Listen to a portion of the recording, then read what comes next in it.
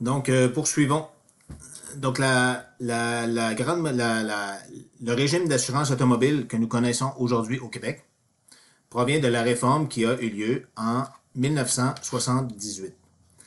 Avant 1900, donc, si on récapitule l'information depuis le début, au commencement de l'automobile était traitée comme un animal avec responsabilité absolue de son propriétaire. Avec le temps, on s'est aperçu que ce serait peut-être une meilleure idée de rattacher la responsabilité du conducteur automobile à son comportement ou à sa négligence et de lui laisser une chance de se défendre dans les situations dans lesquelles il n'est pas responsable de l'accident.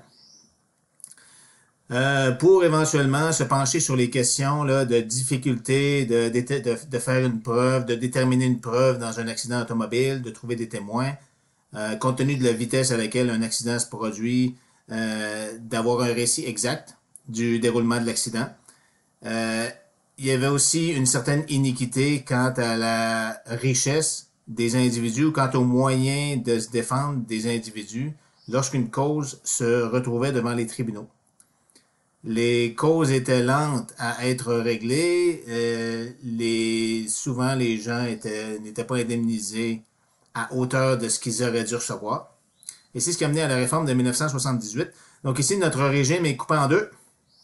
Régime corporel public, régime matériel privé. Régime corporel sans égard à la responsabilité. Régime matériel avec égard à la responsabilité. Notre régime de blessures corporelles ici s'apparente au régime de blessures corporelles qui prévaut en milieu de travail. Donc la loi sur le régime de compensation des travailleurs blessés, okay, ce qui est géré par la CNESST. Donc le régime de blessures corporelles au travail est généralement administré sans tenir compte de la responsabilité du travailleur blessé. Pourquoi la société veut-elle un tel régime? C'est parce que le fait que les gens aillent travailler, ça produit un bénéfice pour la société. Quand les gens vont travailler, ils obéissent à des commandes qui leur viennent de leur supérieur, de leur client, d'une tierce personne. Et le but de ces personnes-là est toujours pour le bien de la société, donc de façon à être productif pour la société, de façon à produire de la richesse pour la société. Quand une personne se blesse, on n'a pas à aller voir est-ce que c'est de sa faute ou est-ce que c'est pas de sa faute. Quand la personne se blesse, notre objectif, c'est de s'organiser pour que la personne se rétablisse le plus rapidement possible ou en subisse le moins possible un contre-coup le plus minime possible d'un point de vue financier et que la personne retourne sur le marché du travail le plus vite possible. On veut aussi ne pas que les blessures au travail soient un désincitatif à travailler. Si dans certaines usines, les blessures étaient fréquentes, qu'à chaque fois les travailleurs n'étaient pas indemnisés pour leurs blessures, ben, il y aurait peut-être des secteurs de l'économie où aucun travailleur n'aurait envie d'aller travailler. On applique le même principe au Québec aux blessures corporelles dans les accidents automobiles, peu importe où l'accident se produit dans le monde. Donc on dit, lorsqu'on se déplace en voiture, en général, c'est dans un but productif, aller travailler, aller consommer, rendre service, déplacer quelqu'un. Généralement, il y a un but ici qui bénéficie à l'ensemble de la société. Donc, la société est d'accord pour se dire que lorsque quelqu'un se blesse physiquement dans un accident d'automobile, ben, la société devrait lui donner un coup de main de façon à subir le plus petit contre-coup financier possible ou de façon à ce que cette personne-là retourne soit sur le marché du travail ou soit se remette à utiliser sa voiture le plus vite possible. Si on regarde, si on compare un peu les décès, la motivation principale de la refonte du régime d'assurance automobile était en lien avec les blessures corporelles, principalement les décès. Si on regarde la performance du Québec quant aux décès sur la route relativement à d'autres pays ou à d'autres provinces, on voit que le Québec s'en sort assez bien. Donc 4,2, si je prends la ligne ici, 2018, en 2018, 4,2 décès par 100 000 habitants. Les champions mondiaux semblent être les Suédois et la Grande-Bretagne avec 2,8. Après ça, il y a les Pays-Bas avec 3,7. Et les États-Unis font piètre figure avec 11,5. Et on voit qu'à travers les années, les décès sur route ont toujours suivi une tendance forte, une tendance à la baisse. La tendance est moins forte ces dernières années, mais dans les années 70, 80, 90, la tendance à la baisse était relativement prononcée. On peut regarder en termes de blessures corporelles, le pourcentage de blessures mortelles versus graves versus légères, l'âge des individus victimes de blessures corporelles ou de dommages corporels dans un accident d'automobile. Et si on regarde les mois de l'année durant lesquels il y a le plus de décès sur les routes, ce n'est pas les mois hivernaux. Ce ne sont pas les mois hivernaux. Ça se produit surtout durant l'été pour deux raisons. L'été, les gens se sentent plus en confiance, conduisent plus vite, et aussi l'été, les gens conduisent plus. Donc c'est l'été qu'on part en vacances, on fait plus d'activités en voiture l'été que l'hiver. L'hiver, malgré le fait que les routes soient plus dangereuses, ben, les gens compensent en conduisant plus prudemment, ce qui fait qu'il y a moins de décès dans le courant de l'hiver que durant l'été.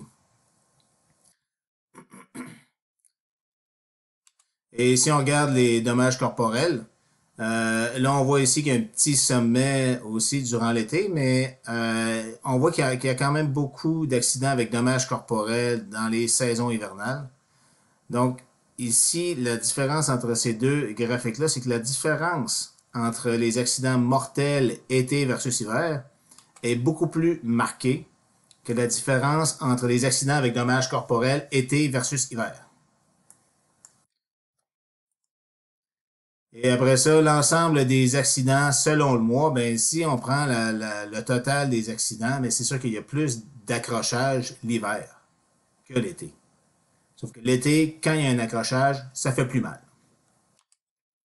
Donc, quand on regarde ici le nombre d'accidents mortels depuis les années 70 versus le parc automobile, ce qui est positif, ce qui nous indique que nous allons dans la bonne direction, c'est que le nombre d'accidents mortels a diminué dramatiquement depuis les années 70 et simultanément, le nombre de voitures sur les routes a beaucoup augmenté. Ce qui veut dire que le nombre d'accidents par voiture a beaucoup diminué. Ici, on a la même chose, les victimes sur les routes versus les véhicules en circulation de 73 à 2017. Maintenant, ce n'est pas seulement le régime d'assurance qui fait en sorte qu'il y a moins de décès sur les routes. Il y a d'autres mesures aussi, comme 1971. Tous les véhicules construits ou importés au Canada doivent être munis de ceintures de sécurité. Donc, 71, ceinture dans la voiture. 76, obligation de porter la ceinture lorsqu'on est assis sur le siège avant du véhicule. 1987, le port de la ceinture devient obligatoire sur l'ensemble des autres véhicules. Donc, en 76, c'était les véhicules de promenade. Donc, en 87, on ajoute à ça les camions. Okay? Et 90, obligation de s'attacher lorsqu'on s'assoit à l'arrière du véhicule. La plupart aussi des régimes d'assurance automobile fonctionnent avec des points d'inaptitude. Il se trouve que les points d'inaptitude, c'est ce qui semble avoir eu le plus grand impact sur la conduite automobile des Québécois. Donc, depuis 1992, la prime d'assurance pour dommages corporels payés avec le permis de conduire varie selon le nombre de points d'inaptitude. Donc, dans notre régime public d'assurance de blessures corporelles lors d'accidents automobiles, les primes sont payées à deux endroits. Lorsqu'on achète notre droit d'immatriculation et lorsqu'on paye notre permis de conduire. Ce qu'on paye sur le permis de conduire ici s'ajuste suivant le nombre de points d'inaptitude que nous avons accumulés. Un point d'inaptitude, c'est un point de pénalité. Plus on a de pénalités accumulées sur le permis de conduire, plus la prime est élevée. Et lorsque le nombre de pénalités atteint un certain seuil, le permis est suspendu. Et la relation entre pénalités et coût du permis de conduire a eu un réel impact sur la prudence des Québécois sur les routes. Donc, régime séparé en deux. Donc, la compagnie d'assurance qui s'occupe des blessures corporelles sur route s'appelle la Société d'assurance automobile du Québec. Et pour les dommages matériels aux véhicules, c'est un régime privé d'assurance dans lequel évoluent toutes les compagnies d'assurance de dommages de toutes sortes au Québec. Donc, si on regarde un peu l'évolution des primes, dans le graphique qui est à gauche ici, dans le graphique qui est ici, dans le graphique qui est ici, le but est de remarquer que l'assurance automobile, c'est le plus gros vendeur. C'est le produit avec le plus grand volume des assureurs québécois. Et si on regarde au travers des années, ben le volume de l'assurance automobile est toujours à la hausse chez les assureurs au Québec. Et en deuxième arrivent les biens des particuliers. On peut regarder ici un peu rapidement la performance des assureurs québécois en assurance automobile versus les autres produits d'assurance. On voit depuis quelques années que le taux de sinistre, donc le taux de sinistre, c'est le nombre d'indemnités payées divisé par les primes nettes acquises par les assureurs. On a vu plus tôt dans le cours que si on s'attend à avoir un ratio des frais aux alentours de 30%, un taux de sinistre de 65, c'est confortable, car 65 plus 30 égale 95. Donc, un ratio combiné de 95%, c'est-à-dire un ratio combiné inférieur à 100%, indique une profitabilité au niveau de la souscription.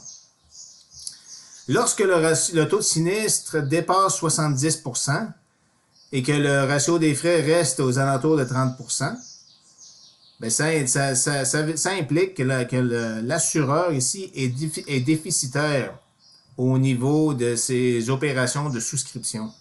Donc, en assurance automobile, le taux de sinistre a dépassé 70% à partir de 2016 et se situe actuellement aux alentours de 73%. Lorsqu'on compare avec les autres segments de produits d'assurance, les biens des particuliers, c'est généralement beaucoup en dessous de 65%, sauf pour 2019. Probablement pour des raisons soit d'inondation ou d'incendie ou d'autres dommages à grande échelle qui s'est produit cette année-là. Les biens des entreprises, c'est généralement assez payant, sauf 2018-2019, mais souvent les entreprises sont indemnisées pour certaines catastrophes naturelles, alors que c'est pas le cas pour le bien des particuliers. Et pour les autres segments d'activité, bon, on voit des taux de sinistre généralement en dessous de 65%, ce qui reste assez confortable. Mais dans le cas de l'assurance automobile des particuliers, on voit qu'il y a peut-être une difficulté à partir de 2016. Ici, j'ai à peu près le même graphique, mais avec des lignes. On peut remarquer aussi rapidement, ici, il n'y a rien à retenir ici pour l'examen. Mais on peut voir que pour des profils d'assurés identiques, donc la colonne qui est ici, c'est le profil d'assuré. Donc ça, c'est Jean-Guy qui habite à Natashquan avec une Honda Civic rouge, 34 ans, 2 enfants.